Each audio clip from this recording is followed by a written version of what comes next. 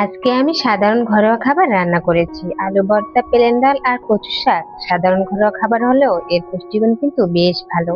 আজকে আমি তোমাদের সাথে এই সাধারণ খাবারগুলোর কিছু উপকারিতা শেয়ার করব। তো হ্যালো বন্ধুরা, কেমন আছো সবাই? আশা করি সবাই ভালো আছো।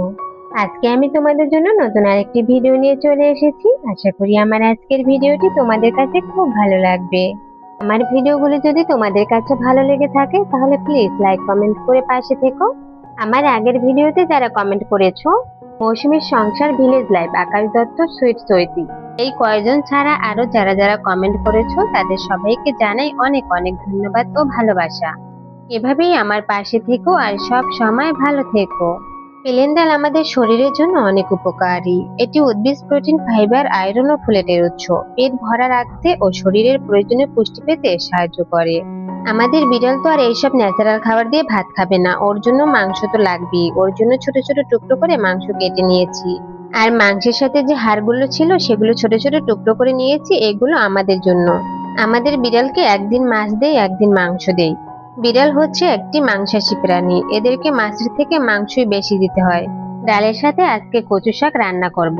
কচু শাকে ফাইবার, বিভিন্ন ভিটামিন ও খনিজ উপাদান থাকে। কচু শাক আমাদের হজম শক্তি ও সামগ্রিক পুষ্টির জন্য অনেক উপকারী। কিছুদিন ধরেই আমার না অনেক কচু শাক খেতে ইচ্ছে হচ্ছিল। কচু শাক না আমার অনেক পছন্দ। আমার কাছে ভাতের থেকে খালি খেতেই বেশি মজা লাগে কচু শাক। তোমাদের কার কার কচু শাক পছন্দ অবশ্যই কিন্তু কমেন্টে জানিয়ে যাবে।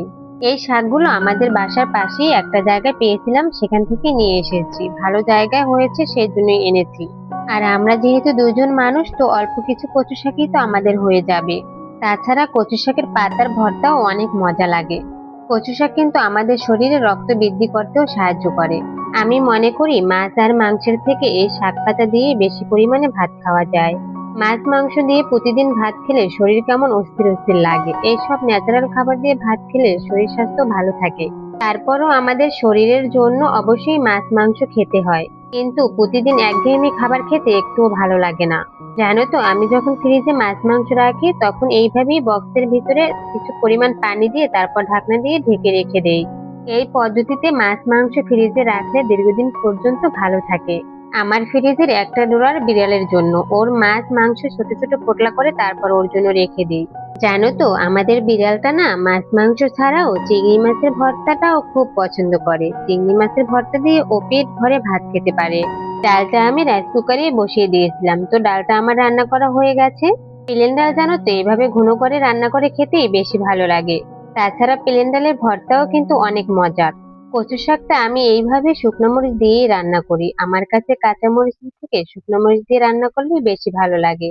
তোমরা তো সবাই জানো আমার কাজে আমার হাজবেন্ড অনেক হেল্প করে। এদিকে আমি কচু শাক রান্না করতেছি আর অন্যদিকে সে আলুর ভর্তা করতেছে।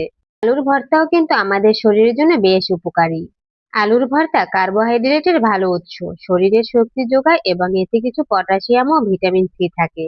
তো বন্ধুরা, আজকে এই পর্যন্তই। ধন্যবাদ সবাইকে, ভালো থেকো সবাই, টাটা।